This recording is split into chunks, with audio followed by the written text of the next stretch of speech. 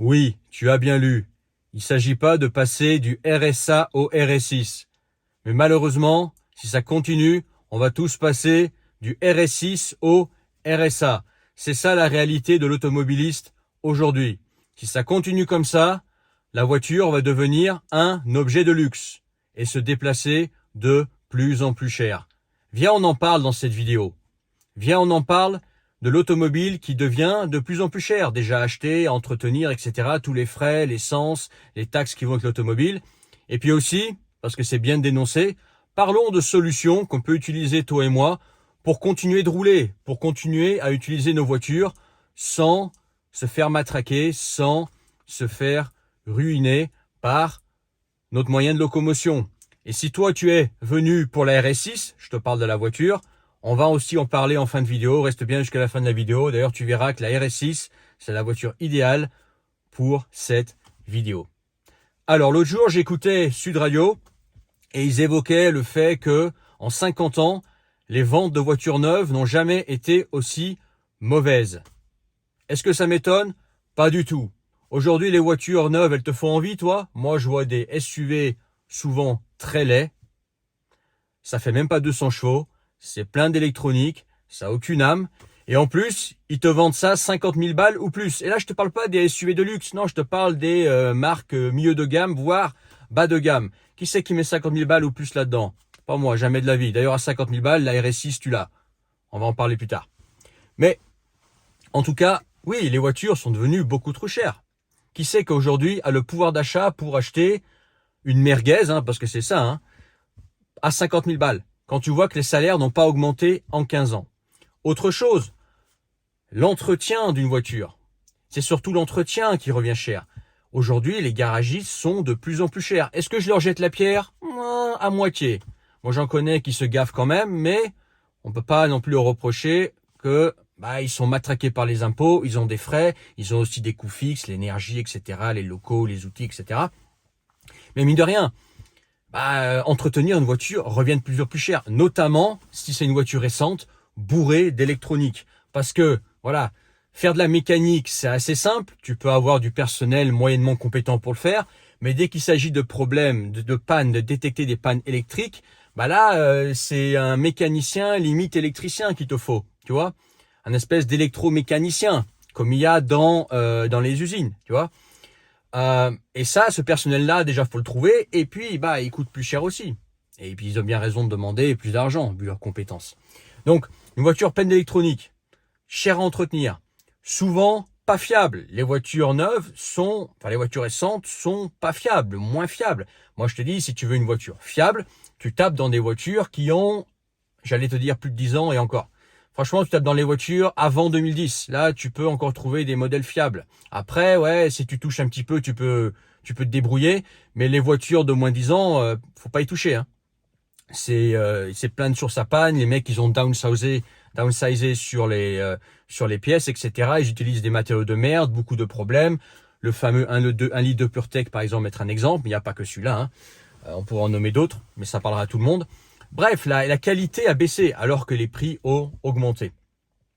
Mais en dehors de ça, il y a aussi le fait qu'on est dans une société où le paraître est devenu vachement important. Il est important de paraître riche, il est important de paraître intéressant, etc. Ce qui pousse certaines personnes à faire des conneries financières avec des voitures, à acheter des voitures neuves alors que ces personnes n'en ont pas besoin, juste pour pouvoir montrer, j'ai une voiture neuve, etc., j'ai réussi, alors que souvent la voiture est à crédit. La pire des conneries, bien évidemment, c'est acheter une voiture de sport à crédit. C'est quelqu'un qui aime les sportifs qui te le dit. J'ai jamais acheté une voiture de sport, ou même une sportive à crédit. Mais c'est vouloir en fait consommer des produits comme ça qui finalement dont tu n'as pas besoin. Peut-être que tu roules dans une voiture qui est 20 ans ou qui est 1 an, c'est la même chose, c'est 4 roues, un moteur, un volant, tu te déplaces de A à B. Ok. Alors bien évidemment, si tu es dans la voiture neuve, tu vas avoir quelques gadgets en plus dont on se passe très bien. Tu vois, quelques gadgets en plus, etc. Tu peux amuser à les garder, regarder ma voiture neuve, et blablabla. Mais c'est tout, quoi. Sinon, une voiture d'il y a 20 ans, même plus, fait aussi bien le job. Ça remplit le même rôle de te déplacer. Donc pourquoi acheter une voiture récente alors qu'une voiture qui aura décoté depuis longtemps, qui sera souvent plus fiable parce qu'avant, dans les années 90, je te parle même pas des années 80, 90, 2000, les voitures, elles étaient encore faites pour certaines marques pour durer. Pourquoi vouloir se tourner voir une voiture récente ou neuve alors qu'une vieille voiture qui va peut-être qui va peut-être coûter 5 fois moins, voire plus, fait aussi bien le job. Il y a aussi un effet voilà de vouloir se montrer, vouloir être dans le paraître constamment. Ça, c'est aussi un truc qui fait que certains ont l'impression que le budget voiture augmente. Oui, mais parce que derrière, ce que tu consommes, tu achètes une voiture qui, perso, moi, j'achèterais jamais, même si elle était 2 fois moins chère. Et alors que tu n'en as pas besoin. Tout ce que tu fais, c'est faire des trajets maison-boulot. Bah, tu peux très bien le faire dans une voiture de 1998. Tu vois. Alors effectivement, tu peux pas te la raconter. Effectivement, bah, tu passes pour, entre guillemets, un pauvre. Entre guillemets, voilà, tu passes pour la personne qui a pas les moyens de s'acheter une voiture. Qu'est-ce qu'on en a à foutre? T'as besoin de paraître riche, t'as besoin de paraître dans ta nouvelle voiture. Donc il y a aussi ce phénomène-là, c'est que beaucoup de gens roulent dans des voitures qui sont au-dessus de leurs moyens. Et ça, c'est une règle d'or quand on achète une voiture, toujours avoir une voiture qui est en dessous de tes moyens. Une voiture que tu peux acheter cash et une voiture que tu peux entretenir sans que tu aies peur que ça casse en disant merde, si la voiture tombe en panne, j'ai plus de voiture. Ouais, bah dans ce cas-là, ça t'apporte un stress. Aussi bien acheter une petite voiture ou une voiture économique et qui va peut-être être plus fiable, que tu vas pouvoir réparer toi-même et qui peut dans laquelle tu peux te dire voilà, cette voiture elle est fiable, elle a déjà 200 000, 300 000, les pannes je les ai eues, c'est un vrai chameau, je peux rouler avec, j'ai pas peur que ça me pète dans les mains, tu vois. Donc ça déjà c'est une solution, c'est pourquoi acheter ces voitures-là alors que les voitures anciennes sont souvent plus fiables et moins chères à l'achat forcément, mais aussi plus faciles à entretenir. Beaucoup de choses peuvent se faire soi-même sur une voiture.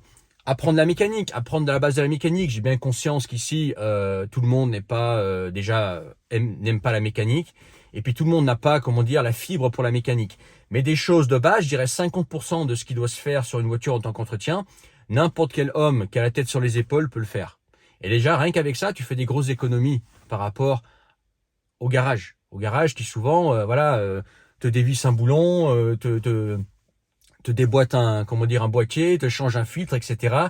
Et qui en plus te marge déjà sur la main d'œuvre, mais aussi sur les prix, sur les pièces, etc. Tu peux faire beaucoup de choses toi-même. Et pour pouvoir faire beaucoup de choses soi-même sur sa voiture, c'est mieux de le faire sur une voiture qui a un certain âge. Moi, je dirais que la limite c'est 2015. Jusqu'à 2015, si tu touches un peu, t'as pas trop peur de l'électronique, tu peux faire beaucoup de choses sur ta voiture encore toi-même. Passer 2015, ça devient vraiment difficile au niveau des des outils que tu vas avoir.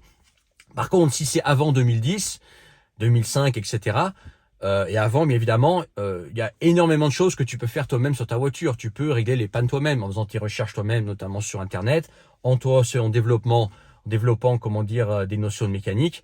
Et puis parce que les voitures étaient beaucoup plus simples en fait, beaucoup plus simples dans leur fonctionnement, il y avait moins d'électronique, etc.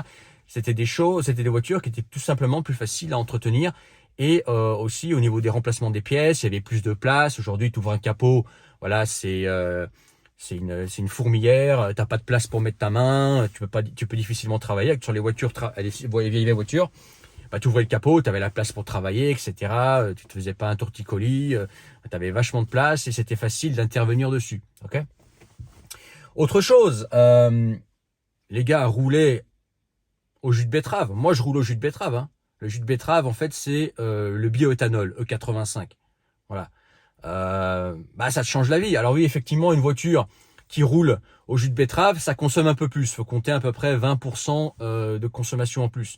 Mais si tu fais le compte, ça vaut quand même largement le coup, quoi. Entre payer 70 centimes le litre et 1,07 € pour le samplon 98, bah le choix est vite fait. Même si tu dépenses, si tu consommes 20% de plus de carburant, ça vaut largement le coup. Pour continuer à rouler au samplon alors qu'il y a le bioéthanol. Ou au moins en diesel. Effectivement, le diesel a beaucoup augmenté. En général, avec les véhicules diesel, bah, tu fais plus de kilomètres parce que la consommation est beaucoup plus basse. Et c'est de trouver des voitures aussi qui sont le plus simple possible. Demande à un connaisseur. Par exemple, éviter les voitures avec un turbo. Si tu veux éviter les casses, évite les voitures avec un turbo. Essaye de rester. Le top, c'est un diesel atmosphérique. Tu vois, un diesel sans turbo. Alors effectivement, ça avance pas du tout.